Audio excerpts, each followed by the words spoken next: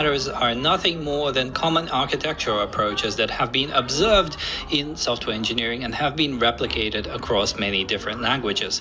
They were popularized by the so-called Gang of Four, the four authors of the Gang of Four book, and this book was written in 1994. It was written using the Smalltalk and C++ programming languages, but of course, from then on, the industry has expanded, and the idea, the principles of design patterns have been translated to many other programming languages such as C#, Java, C++, and even languages which are not properly object-oriented, such as JavaScript.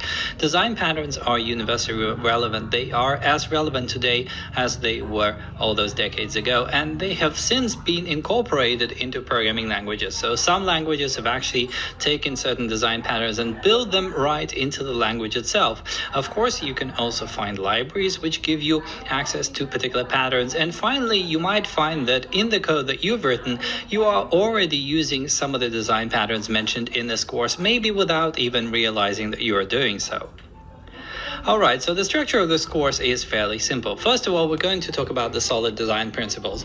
Now, the solid design principles are principles of object-oriented design that are often referenced in design pattern literature, and as a result, it's worth discussing them before we jump into the design patterns themselves.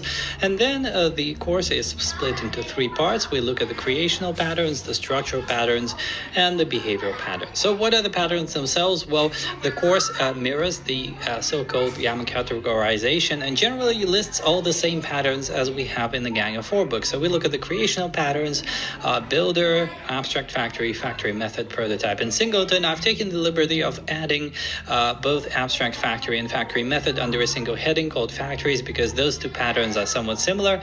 Then we're going to take a look at structural design patterns, once again the same selection as in the Gang of Four book, and then we look at behavioral patterns. Once again, the selection is pretty much the same, which is somewhat of a testament to the longevity of design patterns as well as their excellent choice back all those years when the book was published. All right, so what is the course like? How is it organized? Well, this course is 100% practical. There is very little theory. There are some intro and outro slides, but mainly it's hands-on coding. So you're going to see lots of demos, and those demos are all single JavaScript files.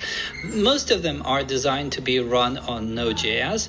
Some of them you can run in an IDE or in a web browser, I was going to say. You can run them in a web browser, but some of them depend on things like the file system, for example. So the safe choice would be to run them on Node.js. So for every single example, what you can do is you can download the file, you can open it in an IDE, for example, Atom or WebStorm or whatever, and just run it from there, or you can, of course, run it on the command line.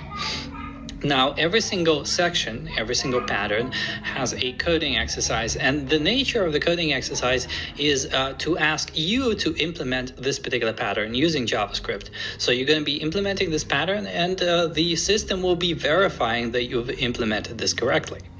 Okay, so what I'm going to be using for the demos, I'm obviously going to be using the latest version of JavaScript. I'll be using the latest version of Node.js for the demos. I might use some code generation or refactoring features. I will be using the JetBrains WebStorm IDE behind the scenes, but you're only going to see the code. You're not going to see all of the extra distracting stuff, just the code. I will also be using external node packages liberally. So if there is a node package that helps us flesh out a pattern, for example, I'm going to be using that.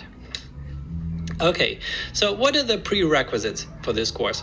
Well, first of all, you have to have some understanding of object-oriented programming. Now, I know that JavaScript isn't properly object-oriented, but it's close enough for our purposes. The latest editions of the JavaScript programming languages, they are close enough. They have things like classes and properties and methods and so on. So it's going to be difficult for you to follow this if you're not aware of how object-oriented programming works in the general sense. And of course, you have to have a good understanding of the JavaScript programming language. I'm basically going to be using whatever language features are available. So if you see me using something weird, then it's best to be aware of the language features of the latest editions of JavaScript. And you have to have some basic awareness of Node.js in the sense of how to set up a Node.js project so that you can actually run the examples. But we're not going to do anything related to Node.js specifically. Finally, I might mention some peripheral technologies such as RxJS, for example, in some of the examples, but once again, I'm not going to focus on them. We shall see you on the other side.